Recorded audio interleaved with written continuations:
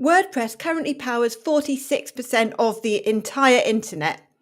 That's a lot, and the market for WordPress products is undeniably huge. But what about the other 54%? How much more successful could your product be if it grew beyond WordPress? That's what we're going to discuss today.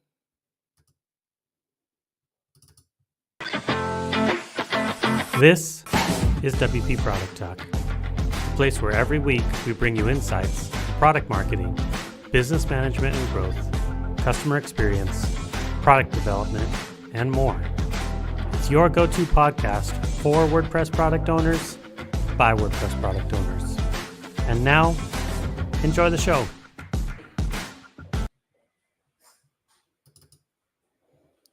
Hi, I'm Katie Keith. And I'm Amber Hinds. And welcome to WP Product Talk. Today, we're talking about building a product that goes beyond WordPress. And that's why today we have invited Ronnie Burt, who is the head of Gravatar at Automattic. Hi, Ronnie. Hello. Thanks for having me. We're so excited to have you. Do you want to introduce yourself for our audience? Sure. I'm Ronnie. I live in Austin, Texas. I've been in the WordPress ecosystem for, I don't even know, 14, 15 years or something. I spent 12 years at WPMU Dev in Campus Press and EduBlogs. It's all one company, working there on various WordPress products and hosting. And then the last 2.5 years, I've been at Automattic, leading some products both in WordPress, and then recently started giving a new focus to this old relic of the web called Gravatar. Yeah, it's Nice. it's kind of been fun to watch what you're doing with that, because I feel like all I thought about using it for was just so I could make sure I could have a picture everywhere. Mhm. And now it does so much more, and I see it other places. So Yeah, it's been really exciting. It was also the first time I've kind of branched out and worked on something outside of WordPress, even though it is a little tangential, obviously baked in a lot of ways, and there's some overlap and things. But yeah, it's been a learning experience for sure. Yeah. Well, we normally start the show by talking about why is this topic important. So I'll go first and perhaps say some thoughts about why I thought we should do this episode, and then I'll go around you two as well. So most WordPress products are they're built to run exclusively on a WordPress website. But does this limit the potential market size of certain products that could potentially be bigger than that? And I have seen some companies seen astounding success by building products that go beyond WordPress. And this could be like a SaaS type thing, which is platform agnostic, or it might literally involve building the same product in parallel across different ecosystems, like one for WordPress WooCommerce, one for Shopify, and so on.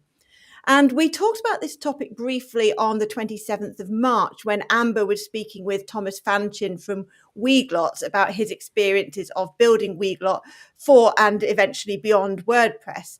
And so we wanted to delve deeper into the issue with Ronnie to learn about this from an additional perspective, as it's such an important topic. So, Ronnie, why do you think it's something that we should be discussing? Yeah, I think go back to like the whole basic ethos of WordPress is that everything is importable, exportable, easy to move, easy to do what you want and make it your own, right? And yeah, while we love it when people are bringing in their content or their sites or their services or whatever into WordPress, it's just as important that we're building a better web or an open web that works no matter where it is, inside and outside of WordPress. And then beyond that, from like a business perspective, I guess we're still seeing WordPress grow. The market share is still trickling up a little bit. There's only so much growth that you can have, right? And if we're going to be the best stewards of the products that we're running, we always need to be looking for other opportunities to see what kinds of problems we can solve for the users that we're serving. yeah, I felt like just on a, why product owners would want to think about this, is that's kind of the lens I've taken it from, is, what are we doing with our business and what are our goals with businesses? And, whether it's an immediate goal of, the kind of experience you want to have, the kind of team you want to grow, whether you want to challenge yourself. Sometimes going outside of WordPress is fun because you get exposed to a whole different code base or a different audience or network.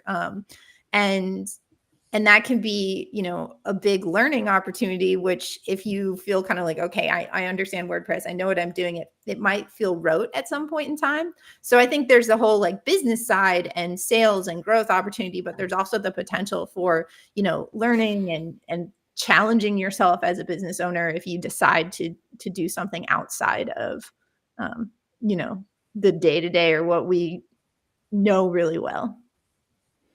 Yeah, that's a good perspective, because that might be something you want if you've been doing what you're doing for a long time. It might just be a new challenge to keep your work interesting. So that's interesting. So the next section will be where we share our personal stories about building products beyond WordPress. So Ronnie, are you able to go first and tell us about your experiences with this? Yeah, I mean, really, it's this our Gravatar service, which for those not too familiar with, you've probably had this image that you've uploaded of yourself, and it follows you around all the WordPress sites you visit, and also it's in lots of different tools and services. It's in OpenAI, ChatGPT, it's in GitHub, and all sorts of things like that. And we've been working on moving to be more than just the avatar, to be the entire profile. So profiles as a service, basically, and we're building for developer first. And some of the learnings that I guess I've had is that, well, first of all, the WordPress user base is quite large, especially when you take the end user base, those blogging, those leaving comments, and all that sort of thing. So it's a really good opportunity for Flywheel to springboard into other things. So about a third of all Gravatar new users are coming from WordPress, I think, and that's a pretty significant number for us. So you can use your existing like profile within the WordPress ecosystem to help springboard growth in some other way, right? Um, some of the things that's different though that I'm still learning, and I'm like would love to hear from others or know some tips. I've been so ingrained in basically building WordPress plugins and themes mostly for a decade. Now we're talking like other languages that we need to support. We're building developer tools, SDKs, mobile SDKs. Like mobile was kind of foreign to me, so we have to really like start over and learn like what does product development look like for that. So it's not like super transferable just automatically, I guess, moving from a plugin or a theme type implementation. Um, but at the same time, there's overlap in like what is useful to people, keeping things like in product-led growth so that we're using the product to help teach the end users something or improve usage over time. Those like basic principles are transferable. So it's kind of distinguishing, I guess, my point, like what is unique to the WordPress ecosystem and then what's just like really good product development and product management strategies. Yeah. We've been having a lot of these initial conversations, I think. So we've talked a lot about long-term, do we make accessibility checker platform agnostic? I think there's benefits to us being just in WordPress because we can have rules that maybe have fewer false positives because we're excluding things, for example, from blocks because we know they're okay. Whereas something that doesn't know the platform might like flag all these things that creates extra noise. But we've been talking a lot about that, both because we've had, some investor conversations, or even like just this week, I went and spoke at 1 Million Cups. I don't know if either of you know what that is, but it's like a networking thing where basically they're saying it's like 1 million cups of coffee to help business owners. I don't know. It's like a thing. But you go give like a little 6-minute pitch and you get feedback. And a lot of people that were there were like, I would use your thing, but I don't have a WordPress website. Why don't you? Right? Like this is just like the general thing that people outside, which I don't know. WordPress is a very big market. So I always kind of take it with a grain of salt, but we've talked about it.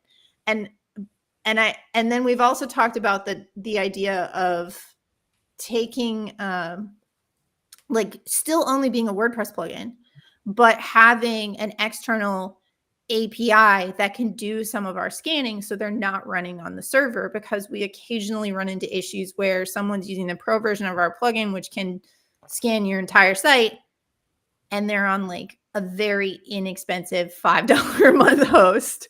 And so we're like figuring out how do we manage the performance on that and all of that kind of stuff, where we talk about like maybe taking the product outside of the WordPress environment, still integrating back into WordPress or being for WordPress, but that might do that. But then, like you were saying, Ronnie, there's this whole other challenge with that, where we've been like, okay, we're really good at building WordPress things. That's what we've been doing. And now we're talking about, okay, we have to figure out what an AWS implementation and building a crawler that can crawl a website. It's a very interesting ball game and a challenge that we haven't totally started tackling, but we've been having discussions about and trying to figure out, like, do we even want to go there when it still feels like there's a lot we can do in WordPress? And I don't know if either of you have thoughts about that, like when you make that decision that we should definitely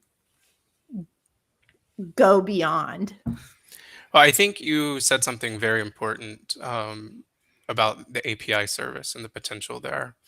And I think it's AWS that's famous for this, but we talk a lot about this on Gravatar and all sorts of products that I've worked on, is API all the things, make everything like well documented and is usable in as many places as possible. It's much easier to do early on than like redo it later, right? And so even if it never gets, your API service never gets used beyond like offloading that work from your WordPress plugin, that's a benefit to your customers. But it also is like a pretty big step towards like providing a service. Being able to be agnostic, Yeah. and provide the service to others. Yeah. And so like wherever the product you're working on has a potential to offload, turn into an API that can talk with something else, I think that's well worth considering and trying to implement. Yeah, I think that accessibility check is a really interesting one because it makes a lot of sense to go outside of WordPress as much as anything because of your vision to make the web a more accessible place. And if WordPress powers 40 whatever percent, then you've got another 60 odd to strive for. So for philosophical reasons, it kind of makes sense. Although I also understand why for business reasons it might be easier to stick with what you'd have to hire like totally different developers, possibly with different skill sets, and significantly expand the size and scope of the company. But that's a really interesting one where it does seem to make sense to me.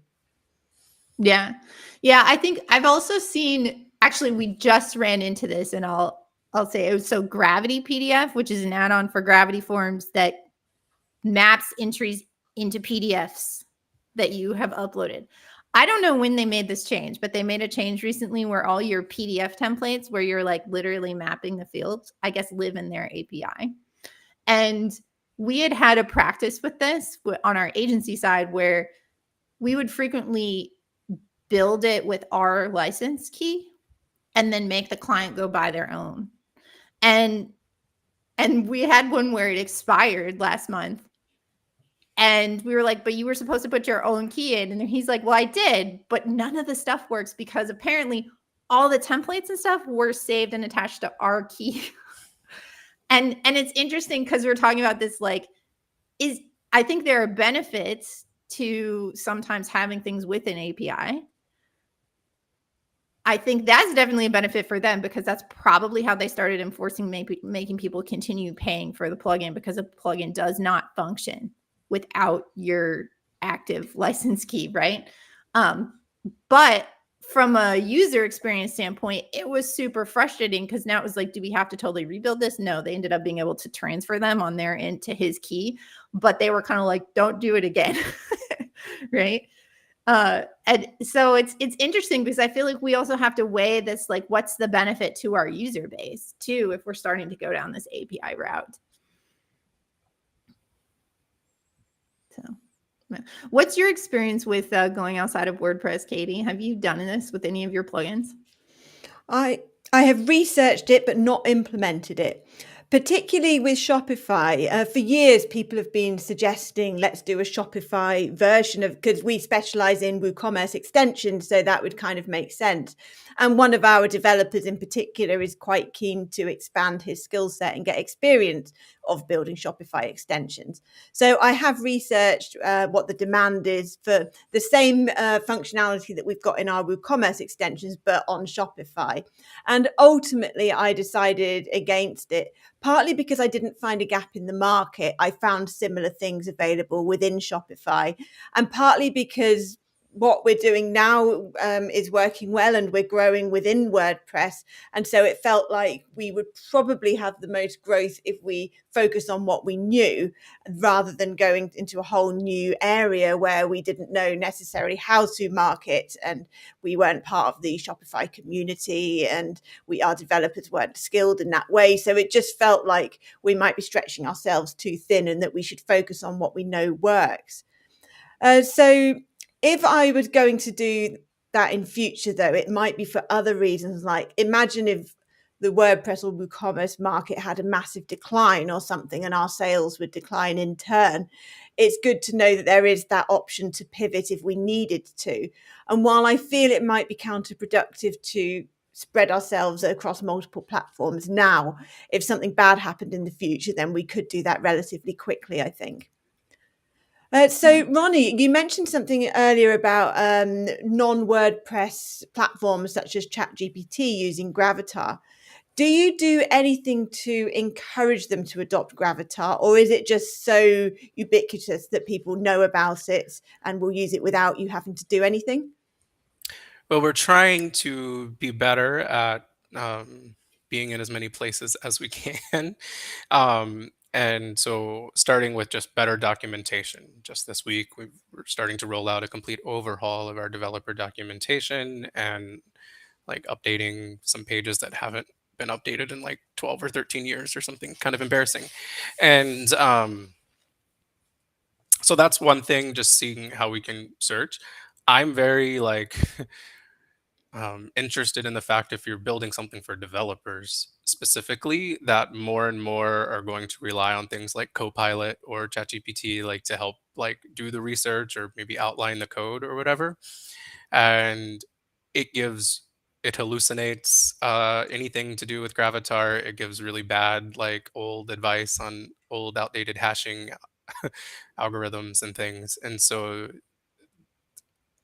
I don't have an answer. Like, how are we? Like how you battle that? It's gonna happen over time, I guess. That's one of the reasons. Like, we're trying to refresh the documentation, make it much better. Hopefully, like the next version of all of these AI tools will use the more recent content and will be a little bit better. Um, but that's a big part of it. Hey, I have a question because I actually don't know if I know this. Gravatar is totally free for anyone to hook into and use. Yep, it is. Is there any upsell on Gravatar? You guys just give it away out of the goodness of Automattic's heart. Yeah, well, at the moment, everything is free. I do think this is not finalized or ironed out, but like the first kind of public talk about it, I suppose, here.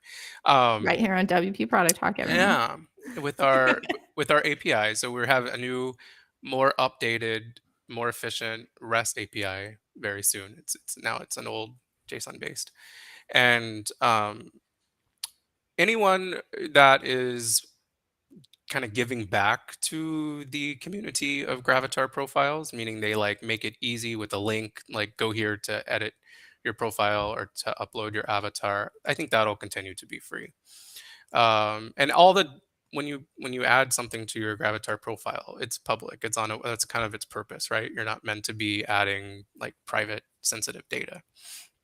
Um, But if there are tools or service providers out there that want to use that data to give you a customized experience, but they don't want to give you an easy way to edit it or upload it, I guess, maybe that will be when we have like a paid API um, usage based on like Yeah, usage of the APIs there.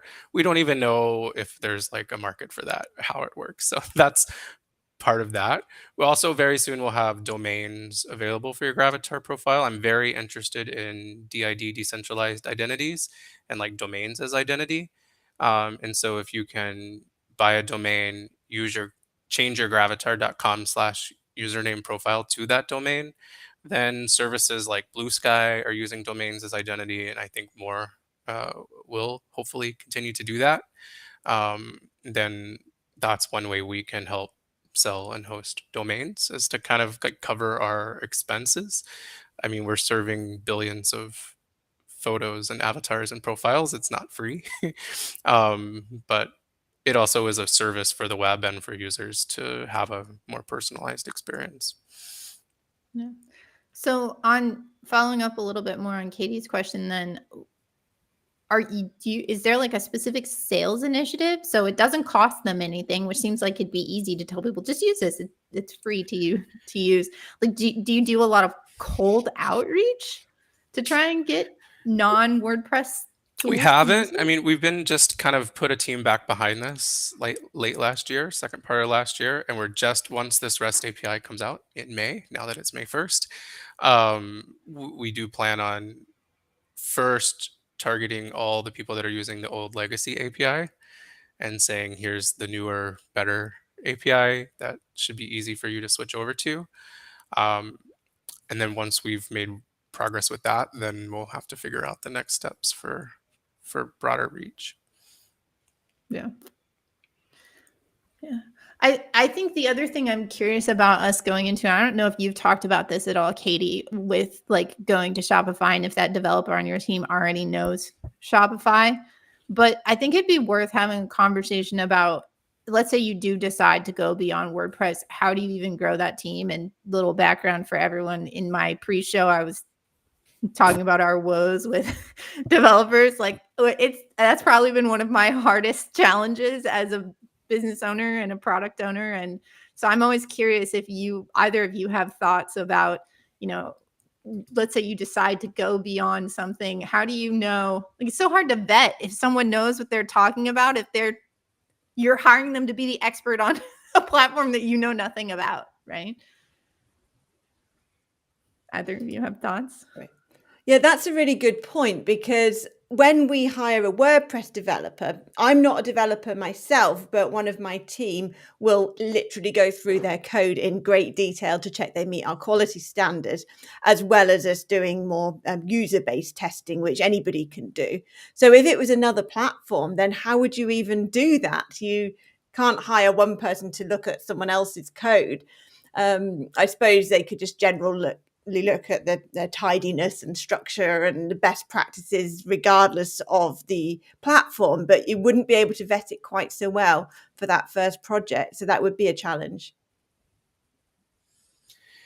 Yeah, and I'm also a big fan of like listening to the team. If I had someone super interested in Shopify and I know that time is always very precious, but like, I would or encourage over a couple of months to spend a few hours a week, like putting a quick prototype together or something, that I could then vet with them, I guess. I'm always up for experimenting with something like that, and be kind of driven and see if there's something there. And maybe they're not as interested as they say they are, and they won't follow through with the project, or maybe they realize that this is like way more complicated and it's going to need a lot more time. So we've talked about like 20-hour projects or something that you can spread out over a month or two as a proof of concept, or just like a one sheet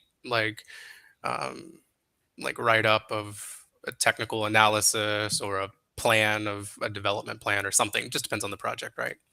But I think that could be that could be interesting if you already have them on your team. If you don't have them on your team, yeah, you're going to have to take recommendations from others, hope that they have a portfolio that's public in GitHub or something that you can trust and lean on.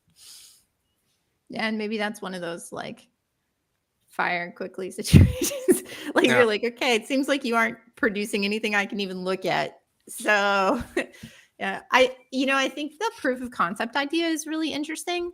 Um and it and I think, that's something we've tried to be sort of nimble about. We have a roadmap for our product, but also leaving a little bit of time if we can to do some experimentation can be really helpful.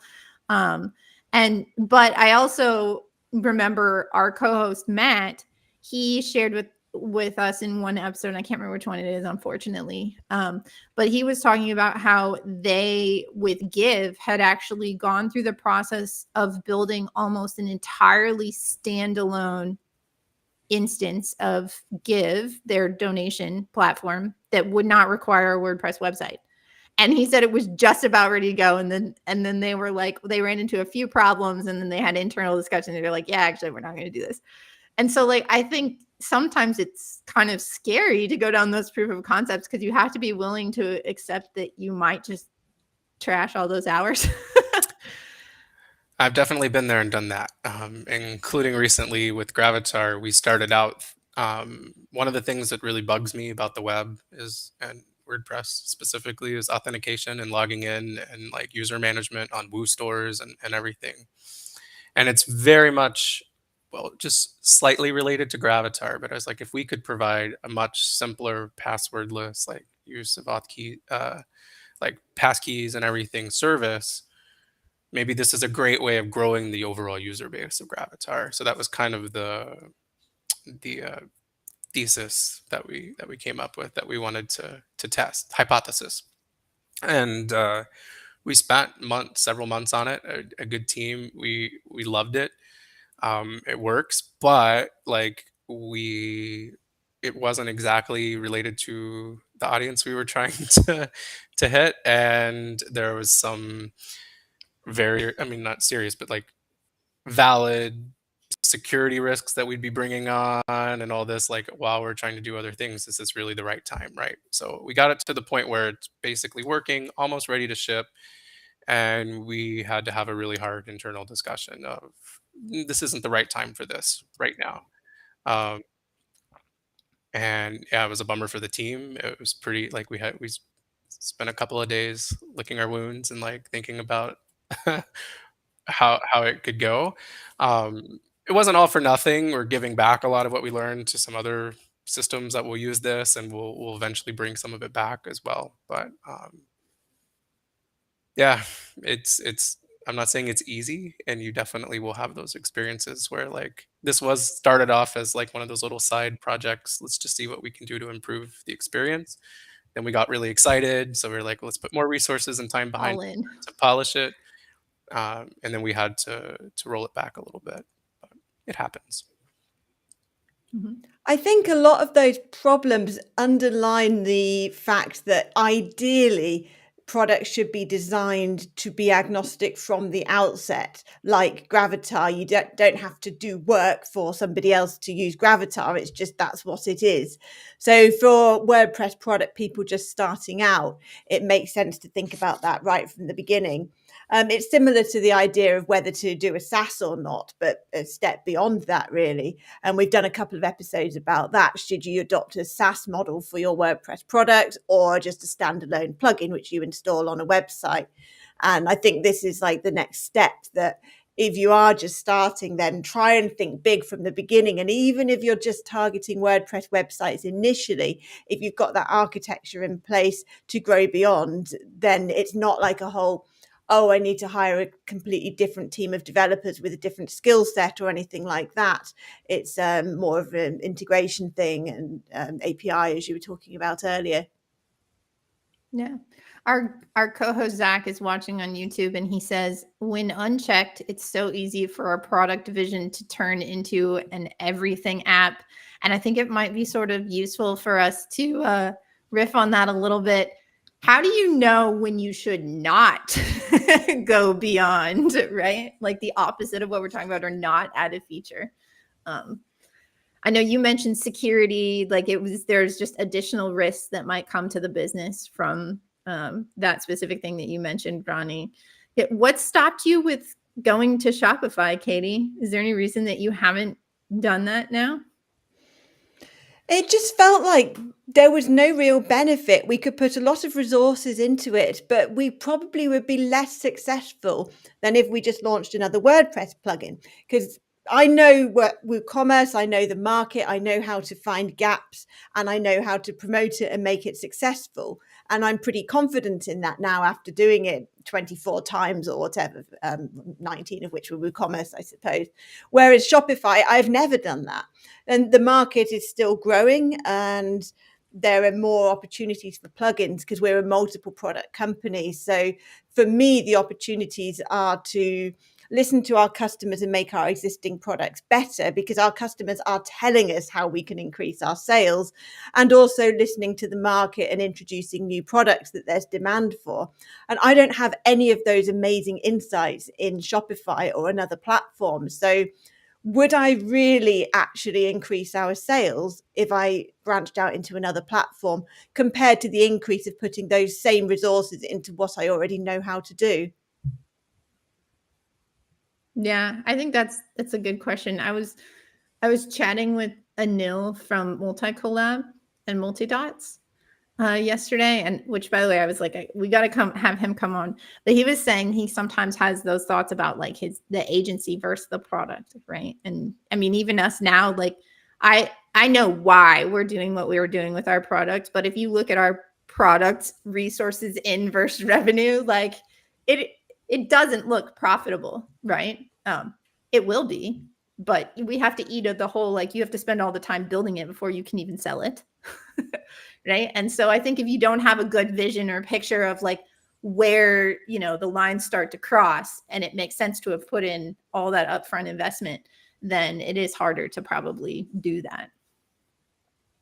So, but I think you're right about doing customer interviews. Do you all do customer interviews and things like that at Gravatar, Ronnie?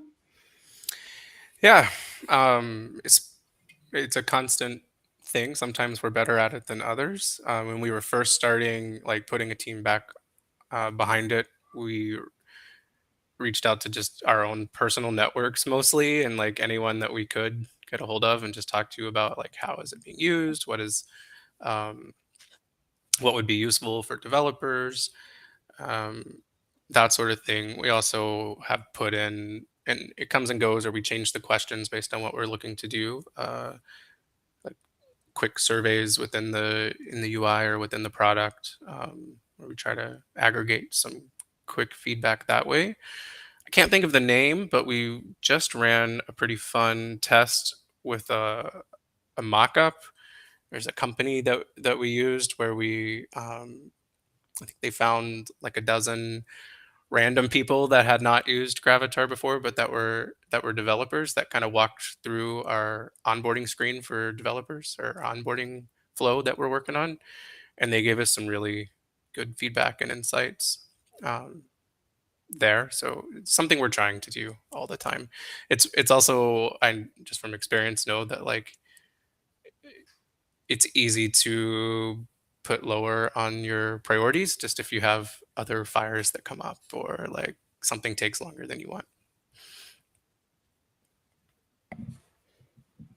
Yeah. Yeah, I feel like that's probably one of the perennial challenges of being a product leader. Right? How do I do that? I know we're constantly, I talk to our customers a lot, and then I go to my partner Steve and I'm all like, can we do this feature? And he's like, well, wait a minute, the plan, what's the timeline, what's the priorities? And we're shifting, which I think sometimes is nice about being a small product company, is it's a lot easier to just be like, yeah, we thought this was a priority. I mean, like we had originally said we wanted to have an onboarding wizard before EU, WordCamp EU. And then we were talking earlier this year, like in February, about things and our priority list and all of this. And we're like, you know what? This is actually a way lower priority than these other things. And so I feel like being nimble is good. And there are definitely upsides to that maybe at bigger companies, it can be a little bit more challenging. Yeah, that's true. I like being a small software company because we can make things happen more quickly.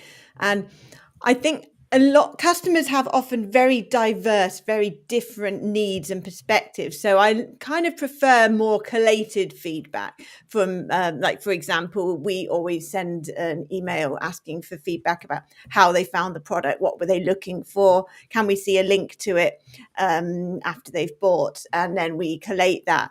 I think if you get too close to individual customers, and particularly if you let your developers do that, then they end up adding features for individual customers and things like that, and not what's best for the business based on the evidence, which is things like the amount of demand, the difficulty, the impact on sales. If you add that feature, it's easy to lose that. But there are exceptions sometimes. For example, sometimes I receive one of those feedback emails because they all come to me individually. It's actually my only remaining touch point directly with the customers, unless I choose to jump into support or as an emergency when it's busy or something. And sometimes it just makes so much sense what they're saying that I make an executive decision. We're going to do that, and immediately put it on the developers list to implement, because you just know it's not just about that customer, that's going to help everybody. So it's good to do that, but you've got to get the right balance between getting too tied up in individual ones. Yeah. So Zach had a great question. So we're talking about talking to people, doing customer interviews, things like that. How do you find the quote right people to talk to when considering going outside of WordPress? So let's say you want to go to a different platform, or you want to build a SaaS that's totally agnostic. How do you talk to non-WordPress people if you don't know them? Any tips on that? One tip, if we call this a tip, I lurk in a ton of Facebook groups that I will never speak in or write in, that are competitors or potential things that I want to just learn more about. And so it doesn't have to be a Facebook group. That's just where I found it easy. So I'm Can not I ask I'm not some necessarily questions about talking. those? Yeah, I'm not necessarily talking to them, but I'm seeing the problems that they're experiencing. So like, okay, so for me, I could be like, I'm just going to go in all the accessibility or higher ed Facebook groups, I guess. But I'm curious, like, would you look for, if you're in e-commerce thinking about that, you'd be like, okay, I'm just going to go in all the like micro entrepreneur Yeah. Facebook groups, like the people who might be DIYing e-commerce websites. Like, how do you even figure out what groups to go into? Do you have examples or thoughts on Well, that? scarily, Facebook is recommending groups and showing me posts And from they're groups that are, right, the yeah, I know. recommendations you get? Yeah, that's a little scary. But They know you. I would I mean, yeah, I would be in some Shopify developer groups if I was considering Shopify. I would there's so many groups, right? And when you search for them, you can see like the average activity. So, and I join and then I drop, but I look for the ones that have like multiple posts a day or something, and then you can go back through the history and get a good sense for what's going on. So, whenever I'm curious on a topic or an industry or something, that's one of the places I go.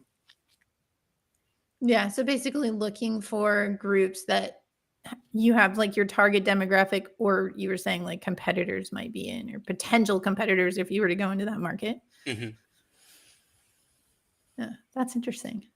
That's true. The information is already out there for you to lurk. And Zach says that lurking is a great tip. And he also says that that's also a great way to do competitor analysis. So you don't always have to reach out to the customer unless you have a very specific question. A lot of it is just there. People are Googling things. You can look at things like search trends and insights and volumes and all of that. You can look in forums. So there's a surprising amount out there so that you can know what the demand is and look across different platforms that you're not already part of the community for. Yeah, we also, I don't know if all communities have this, probably not, but down in Austin, we have the Capital Factory, which is like an accelerator, and they do a lot of networking events. And so I will say, like, when we're trying to talk to business owners or just get general, like I mentioned, the 1 million cups meetup, like finding business related meetups is good because I get a really broad perspective. And sometimes I just, like I mentioned earlier, I just kind of say, whatever about the feedback. But it is interesting to get feedback from people that are not in your normal chamber, right? Like, so it's echoing, right? You want to get just like some general, like, and I did get some really good stuff that I was like, oh yeah, like this is what somebody who knows nothing about accessibility and nothing, like this is their initial reaction to my product. Okay. I need to think about that. And so I think sometimes those in-person like meetups or networking groups can actually be really good. Like, I don't know, the Chamber of Commerce or something, or whatever the equivalent for that is around the world. But yeah, I suppose it depends on what you do, because what you do, Amber, is so universal that anybody that has a website or needs a website, which is basically all businesses, can have an opinion on it and what their priorities are with regards to accessibility, what their skill set might be, etc. Whereas what I do is there's a few more layers in between you and the average user, because they have to know what WordPress is and then probably WooCommerce as well. So for me, going to a Chamber of Commerce meeting probably wouldn't have very much value unless I wanted very kind of top of funnel general feedback. So I suppose it depends on what you do. Yeah. One thing I just thought about, because this is like one of my all-time favorite tips that I learned at a conference from a speaker, and I wish I could remember who it was, but when you have these conversations or you look in these Facebook groups or whatever, the language, the exact words, like word for word that people are using is the best copy on your website, like on landing pages and in blog posts and in social media. And like just regurgitating basically whatever you're hearing. So I try to like write down really cool things that I hear from those conversations, or just keep a long list of like, oh, I really like the way that they ask that question or they describe that problem. I'm going to use that, you know? So it's just.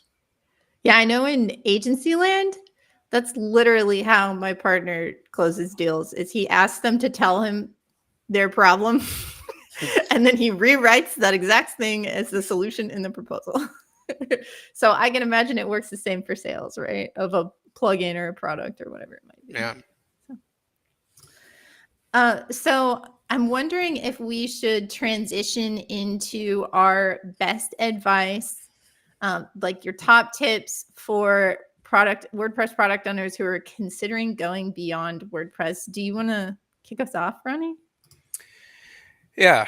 Not too, I hope this isn't too cliche, but build everything you do like as native to the WordPress way of doing things as possible. Use blocks when you can use blocks. Use like don't reinvent some new way of storing the data in the database or whatever. Like stick to as many core functions and features as possible and whatever you're building, because to me that is going to future proof you, not just within WordPress, but like let's say something that we all hope doesn't happen, but like there is another thing that comes after WordPress that starts taking more market share. It's almost going to certainly, especially with the way AI can now like transform data structures and everything, like the more native your experience is, the better chance of moving it into a different CMS or into a different platform or something is going to be. So you're going to just set yourself up for moving beyond WordPress, even though it feels like I also personally believe that sets you up for success within WordPress. Yeah, it's interesting because you're saying you'll be able to like migrate the code more easily to a different code base. Code or content or whatever it is, right? Like if you're creating content, whatever is produced on the front end, the UI, like I just feel like if something takes over WordPress, it's going to have an importer or it's going to have to be easy for all of those old sites and content and like whatever it's doing. If it's e-commerce, we're going to need to move all those subscriptions over or whatever, right? So we just being truly as native and like the core way as possible, I think is your best. And that's good advice anyway, for in all circumstances where possible for many, many different reasons as well, isn't it? So that fits. Yeah, but we've seen lots of people not do that over the years, and Oh, some have yes. been successful and some have been less successful. So it's a gamble that you take if you go off course, I guess. Yeah. Well, my best advice is for people that are just getting started, which is to really analyze your potential market and the potential scope of your product before you start, and think about, is this only ever going to be WordPress? Should it be a plugin? Should it be a SaaS? Should it be a more agnostic thing that you can in future extend to many different platforms, or just allow anybody to use it via an API like with Gravatar and so on? So my advice is to really think about that as early as you possibly can, because all the decisions you make will affect your ability to extend your product in the future. Yeah, and I think along the same lines, my advice is to get outside of WordCamps. I love WordCamps. I'm not gonna lie, I'm going to 3 this year. But we also do a lot of conferences and events and things outside of WordPress that are related to our product and our demographic. And it's really helpful to talk to people there, hear what they're working on. Like, maybe there's something really interesting with Joomla, and at some point in time with Drupal or something. I don't know, right? But I think sometimes it's hard to know where to start going beyond if all you do is live WordPress. And so you have to sort of get outside of WordPress just in your conversations and the communities and that kind of stuff. So, Well, that's a wrap. Ronnie, thank you so much for joining us. And where can people find you online? Yeah, at gravatar.com/Ronnie, RONNIE. Excellent. Thank you, everybody, for watching, and tune in next week where we'll be back at the same time. Yep. Special thanks to Post Status for being our green room. If you're enjoying these shows, do us a favor and hit like and subscribe on YouTube or Twitter or wherever you are watching. Please share the episode with your friends, reference this show in your newsletters, and we hope to see you next week. Bye. Bye. Thank you.